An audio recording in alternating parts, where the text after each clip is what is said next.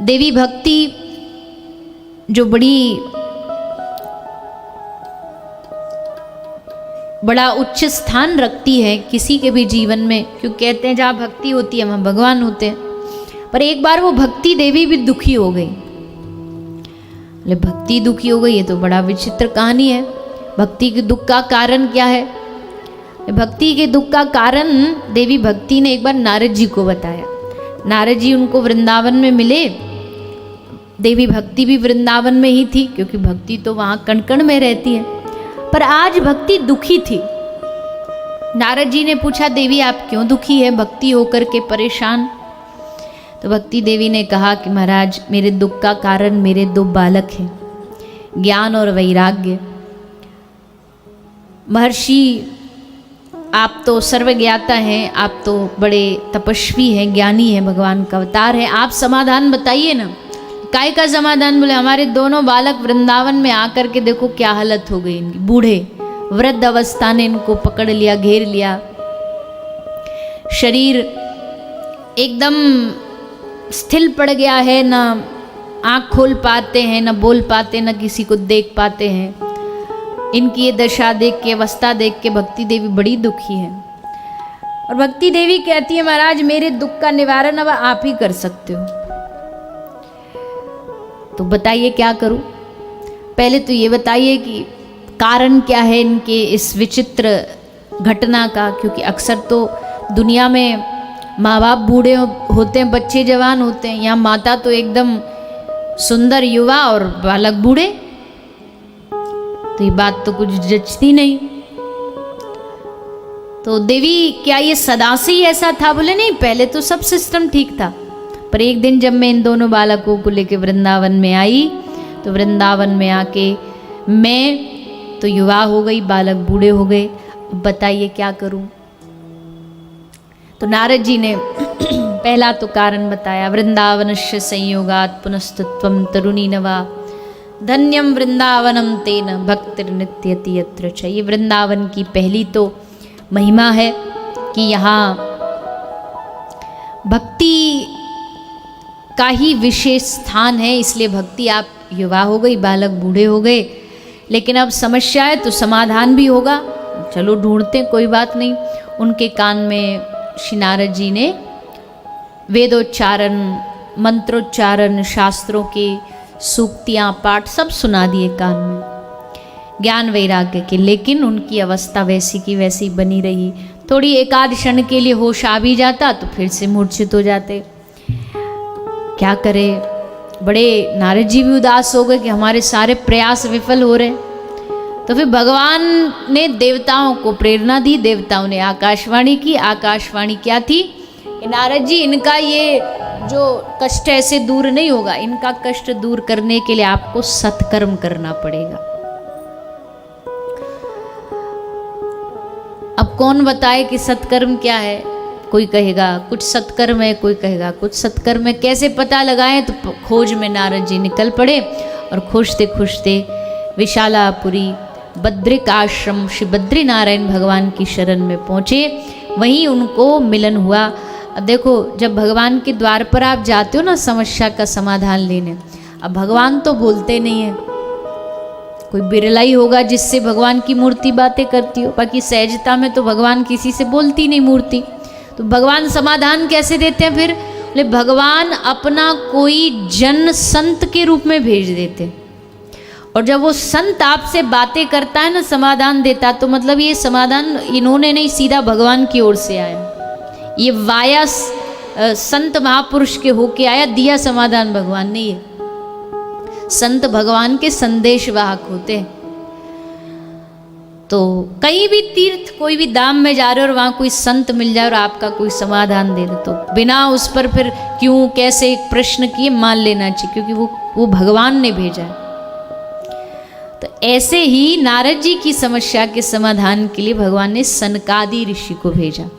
सनत कुमार जो चारों भाई हैं, सनकादि ऋषि हैं, इन्होंने आके नारद जी का उतरा चेहरा देखा तो पूछा कि नारद जी आप और उदास क्या हो गया? अच्छा कोई घर गृहस्थी वाला उदास हो कि भैया बच्चा रो रहा है, बच्चे भूखे मर रहे, तो बात बनती भी है। पर आप साधु बाबा जी आदमी अपना ले वीणा यहाँ वहाँ नारायण नारायण गाने वाला, आपको काहे की चिंता। तो नारद जी ने कहा चिंता हमको अपनी नहीं है, किसी और की है।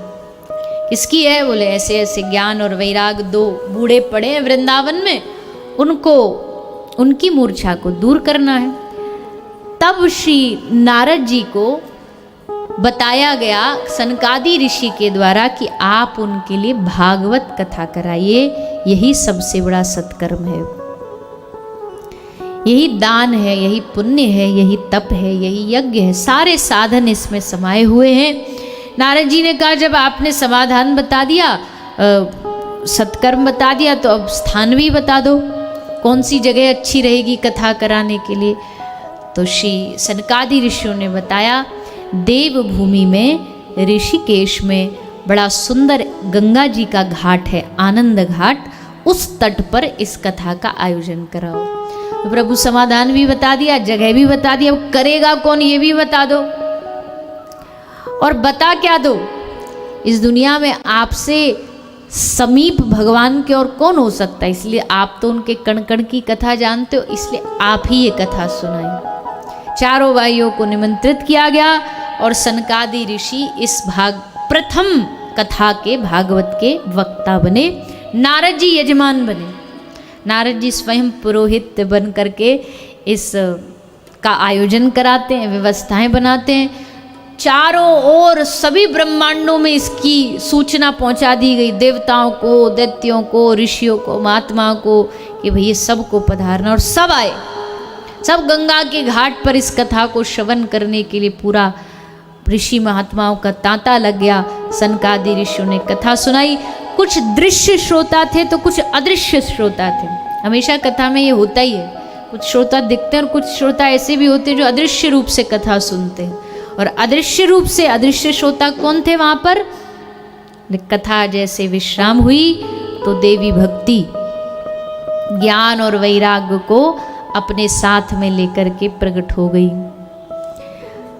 और नारद जी ने देखा कि जो ज्ञान वैराग उठ नहीं पा रहे थे, आंख नहीं खोल पा रहे थे, बेहोशी में मूर्छित पड़े थे, आज कथा के मध्य प्रकट होके सारे की सारे जोर जोर से कीर्तन कर करके नाच रहे हैं। नारद जी बड़े प्रसन्न हुए कि हमने जिस उद्देश्य को लेकर के सत्कर्म का कथा का आयोजन किया, आज वो सफल हो गई।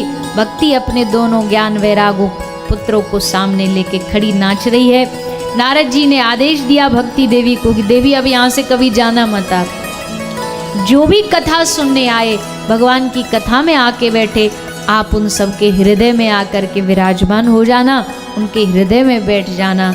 निरंतरम वैष्णव मानसानी, देवी भक्ति सब श्रोताओं के हृदय में बैठ गई। और बैठी हुई हृदय की भक्ति ही हमें कथा सत्संग तक लेकर के आती है। भक्ति जो हमारे हृदय में बैठी वही कहती है चल कथा सुन करके आ। नहीं तो मन बड़ा चंचल है, कैसे तेरा भजन करूं, जितना इसे समझाऊं उतना ही मैं चल जाए। लेकिन मन में बैठी हुई भक्ति देवी धक्का देती है कि नहीं चलो वहाँ जाओ, कथा सुनो, श्रवण करो। ऐसी देवी भक्ति हम सब पर कृपा करें, सबके हृदय में बैठे। भक्ति देवी का उदाहरण दिया श्री सूत जी महाराज ने, और उसके बाद कथा सुनाई है गौकर्ण महाराज की। गौकर्ण और धुंधकारी जो है तो भाई भाई, पर भाई भाई जैसे कोई लक्षण नहीं है। एक दुरात्मा है, एक पुण्यात्मा है, एक को मारने में अच्छा लगता है, एक को बचाने में अच्छा लगता है। गौकर्ण महाराज बड़े पुण्यशाली भगवत भक्त थे, और इनका प्रागट्य भी कहाँ से हुआ? गौकर्ण महाराज किसके गर्भ से प्रकट हुए जानते हो? किसके? गौ माता के, गाय के गर्भ से श्री गौकर्ण महाराज प्रकट हुए। और गाय के गर्भ से तो बछड़ा जन्म लेता, पर ये तो पूरे मानव बन के प्रकट भये। कान बस गौ आकृति के थे, इसलिए नाम गौकर्ण पड़ा, पर आकार पूरा मानव जैसा था। क्यों मानव बने? बोले ये एक संत ने आत्मदेव को फल दिया था, इसको अपनी पत्नी को खिला देना तो तुम्हारे घर बच्चा होगा। इनको संतान नहीं थी। आत्मदेव ने ला के पत्नी देवी जो थी इनकी धुंधली देवी, उनको दे भी दिया कि देवी इसको पाल लेना, हमारे घर बालक हो जाएगा। अब ये तो दे के चले गए, पर धुंधली देवी बैठी बैठी विचित्र विचित्र विचार मंथन कर रही है। मैं फल खाऊंगी, गर्भवती हो जाऊंगी, बड़ी टेंशन हो जाएगी। गर्भवती महिला तो यहाँ नहीं जा सकती, वहाँ नहीं जा सकती, ये नहीं खा सकती। हमको कुछ बढ़िया खाने का मन करेगा तो कोई खान नहीं देगा। और सबसे बड़ी विचित्र बात क्या होगी? बोले घर में, शहर में कोई चोर आ गया, कुछ चुरा के ले गया, कुछ घर में आग वाग लग गई तो सब घर वाले भाग जाएंगे, मैं कैसे भागूंगी? और बोले ये हमारे गर्भ में सुखदेव जी की तरह 12 साल तक ही बैठा रहा तो क्या होगा? और चलो ये खतरा भी छोटे मोटे ये तो हम निपट लेंगी, पर सबसे बड़ा खतरा, बोले जब बालक हो जाएगा तब सबसे बड़ा खतरा आएगी इसकी बुआ। आती है ना, ननद आती है देखभाल जापा करने के लिए। बोले कौन, अब तो वो तो कुछ कर नहीं सकती, तो सब कुछ भंडार की चाबी और इसकी चाबी उसकी चाबी सब दे दो। और फिर नेक भी बढ़िया देना पड़ता है, बोले माल भी बढ़िया लेकर के जाएगी और उसमें सब बिछाड़ देना पड़ता है कि जो जो पसंद है ले जाओ, सो हमारा बढ़िया बढ़िया सब माल ले जाएगी। तो ऐसी विचित्र विचित्र घटनाएं बातें सोचती है धुंधली और बोलती है नहीं नहीं नहीं, ये तो बड़ा टेढ़ा काम है, हम फल वल नहीं खाएंगे। तो क्या करें इस फल को? उसकी बहन ने आइडिया दिया कि इस फल को, तेरी गाय भी तो है, उसको भी तो बच्चा नहीं होता, उसको खिला दे। साधु जी की परीक्षा भी हो जाएगी कि सच्चे साधु हैं कि ऐसे ही झोला छापे। और बोले मैं तो खाली खाली रही, फिर पूछेंगे आत्मदेव आके फल खाए, बोले कह देना खा लिया। बोले कह तो दूंगी पर फिर बालक, ले उसकी व्यवस्था मैं कर दूंगी। मैं गर्भवती हूँ, हमारे घर बाल बच्चों को कोई कमी नहीं, पहले से ही बहुत भंडार भरा पड़ा है, एक और पैदा होने वाला है, उसको मैं रख के क्या करूँगी? एक काम कर, उसको तू रख लेना, बदले में वह हमको थोड़ा पैसा दे देना, हम पति को दे देंगे, पति मुंह बंद कर देगा और फिर हम भी कह देंगे ये धुंधली का बेटा है। तो दोनों बहनों ने साठ गांठ लगा करके आत्मदेव को कह दिया कि फल खा लिया, फल को गाय को खिलाया। अब साधु का दिया गया प्रसाद कभी भी खाली नहीं जाता। कैसे खाली जाता? भले धुंधली के गर्भ से बालक ना हुआ, पर वही प्रसाद से गाय के गर्भ से एक मानव प्रकट हुआ, बच्चा प्रकट हुआ। दो बालक, दो पुत्र एक साथ धुंधकारी के आत्मदेव महाराज के घर में, एक का नाम धुंधकारी रखा और गाय के बच्चे का नाम गौकर्ण रखा। दोनों बड़े भी हुए, दोनों की विचित्र, दोनों की विपरीत भावनाएं थी। आत्मदेव महाराज धुंधकारी के व्यवहार को देख के बड़े परेशान भी हुए, फिर घर त्याग करके वन में गए, भजन किया, भगवान को प्राप्त किया। धुंधली भी परेशान हो गई, उसने भी देह का त्याग कर दिया। धुंधकारी 5 वैश्याओं के साथ मिलकर के रहने लगा, उनकी इच्छा पूर्ति करने लगा। 5 वैश्या उसे नचाती अपने इशारे पर, और एक दिन उनकी इच्छा पूर्ति के लिए कहीं राजा के घर से चोरी कर लाया। वैश्याओं ने सोचा ये पकड़ा जाएगा, संग में हम भी पकड़ी जाएंगी, हम मारी जाएंगी, ये पकड़ा जाए उससे पहले इसको मार दो। उसके मुख में गरम गरम आग के धधकते अंगारे डाले, तब भी नहीं मरा। रस्सी बांधी गले में और कुछ ने इधर से खींचा, कुछ ने इधर से खींचा, और 5 वैश्याओं ने मिलकर धुंधकारी को मार दिया। शास्त्र कहते 5 वैश्या कोई और नहीं, हमारी 5 इंद्रियां हैं, यही हमें नचाती। इनकी इच्छा की पूर्ति के लिए तो आदमी सब करता है। जीव कहती है अच्छा खा, अब अच्छा खाने के लिए कमा, कमाने के लिए पाप पुण्य कैसे भी बस कमा, तो उसकी इच्छा के लिए पाप भी करता, पुण्य भी करता है। कान के लिए, आँख के लिए, सब इन 5 इंद्रियों के लिए काम करता है इंसान, और ये इसको नचाती और अंत में यही जाके मार देती।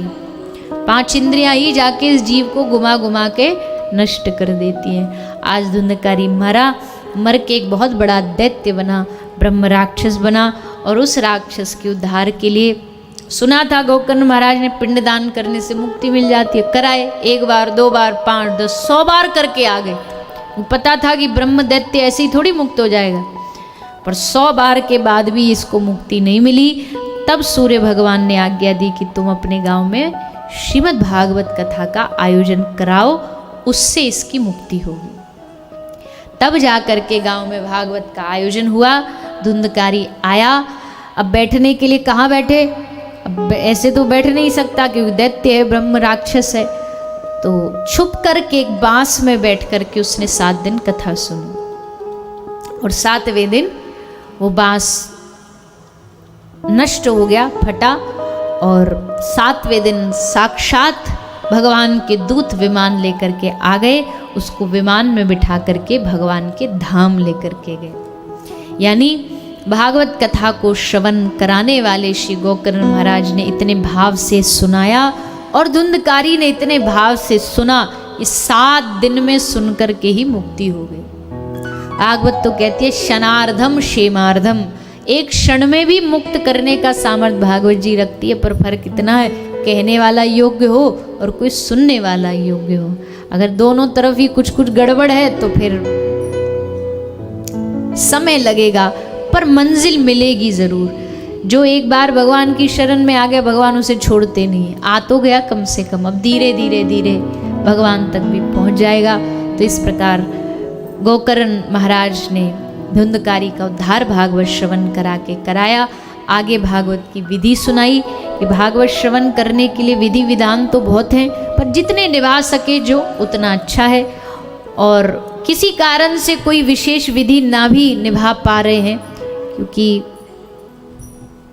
कलयुग है, उतना विधि विधान से कई बार नहीं भी कर पाते, तो श्रद्धा और विश्वास रख कर के हृदय में सुनोगे तो भगवान सब विधि निषेधों को क्षमा कर देते हैं और हमको पूर्ण फल प्रदान करते हैं।